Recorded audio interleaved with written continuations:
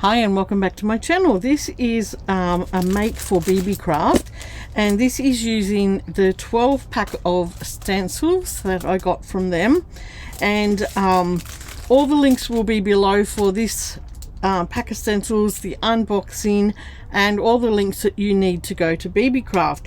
So go down below, guys, check them out, and yeah, if you haven't looked at Beebeecraft, go in and have a look. Great prices, great service. Haven't had any problems with Beebeecraft. And so today I'm going to work on some of these stencils. Now today I want to try some reverse stenciling. I've seen this technique before and it's quite interesting. So I've chosen a couple of the stencils from the pack, and they're more of the sort of wildflowery type stencils, and I want to use these on my project today. Now you could use this for anything, for a card, for journal page, journal cover, whatever. So I've just got a piece of watercolor paper here, and I've just got my watercolors here. I've given them a spritz so that they're a bit wet, and I want to wet more, damp down, or wet, I don't know how wet. This is all a bit of an experiment. My whole page here. So I'm just going to get some water down,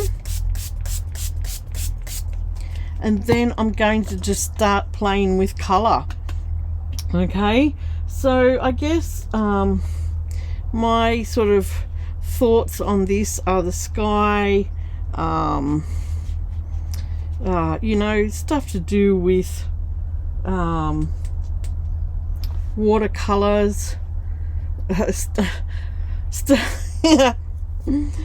don't know what I'm saying, stuff to do with wildflowers.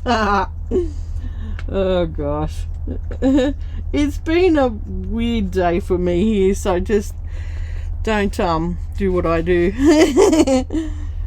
Alright, so I'm just going to I want some sort of sky colors as well, you know, just because when you go traveling you see so many amazing skies, landscapes. It's just full on, and you just sort of don't want to forget it if you can, because it's just all so beautiful. Okay, I'm just going to try and add different sorts of colors in here as well. We'll get some greens down,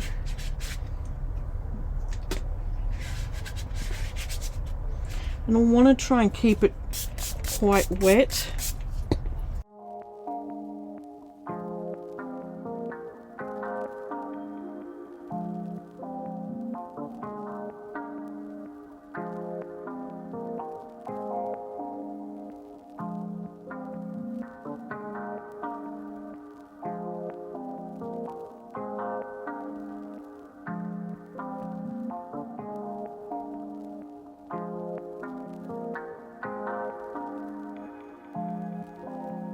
Right, now my next step, I like that.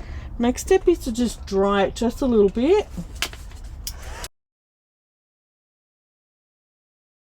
Okay, so I've dried it so it's not sopping wet as such. Okay, then I'm going to bring in my stencil and just a normal kitchen sponge, and I'm going to start taking color back off. Okay, don't want that to be really wet either.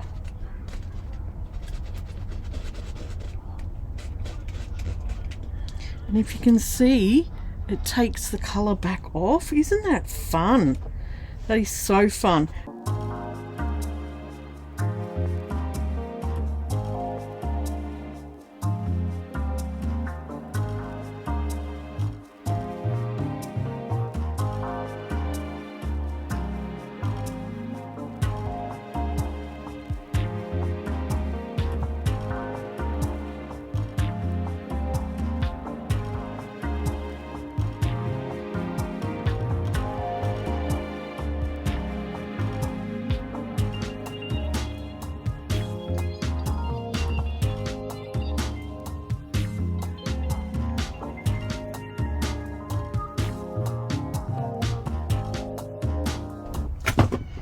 Right, I've totally dried this and I want to add some more paint to it because I don't think I got it dark enough in the first place. But you can see how it's taken off some of the paint here with the reverse stenciling. So, where's my brush? I want to get some darker paint down.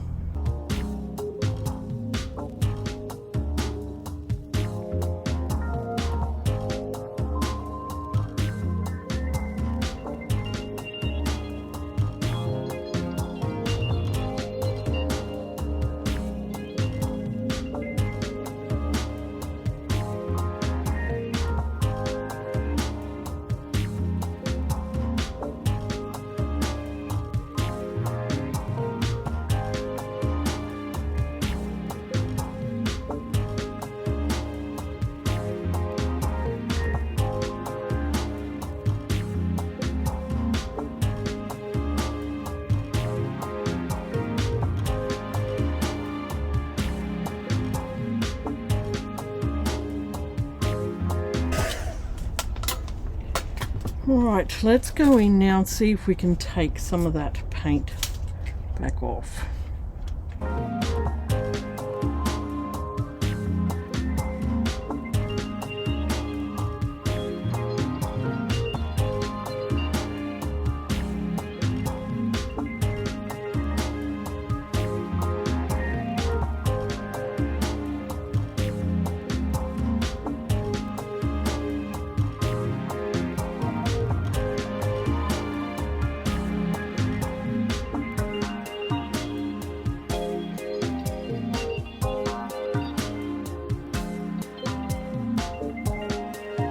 Right, now I'm going to come in with, where it is. I'm going to come in with my oxide. And you can see some of the layers in this. I think I should have made the first I should have made the first one a lot darker, but hey, we'll just live and learn. So I'm going to go in now and just add some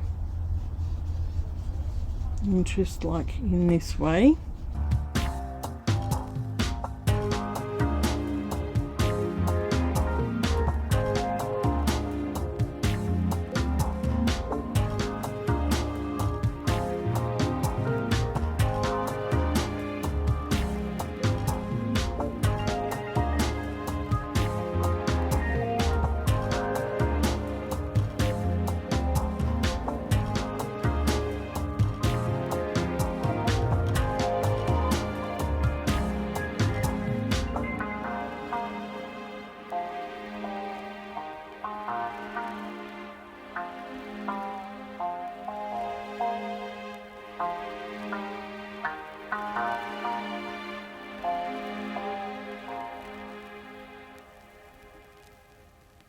And that is my finished reverse art stenciling.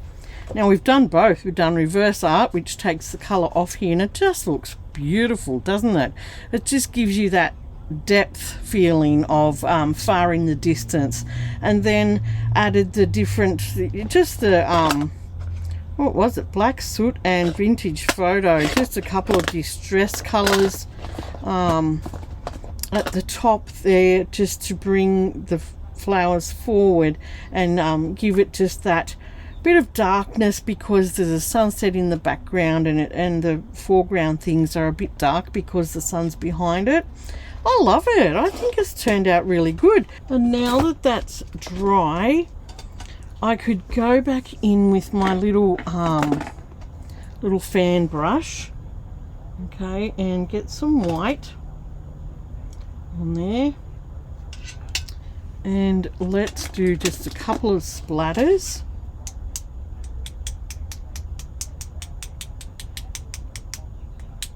Nice. And I don't know whether I want to do some black. I'm sort of thinking I might want to do some black splatters. Don't know why, but let's give it a go. See, you don't know until you give these things a go, do you? You don't know what's going to look nice. So let's just wash you out a bit. Oh yeah, that's nice.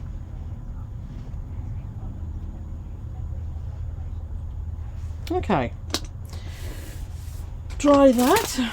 So that is my reverse stenciling plus regular stenciling, and then some doodling over top. I love how this turned out.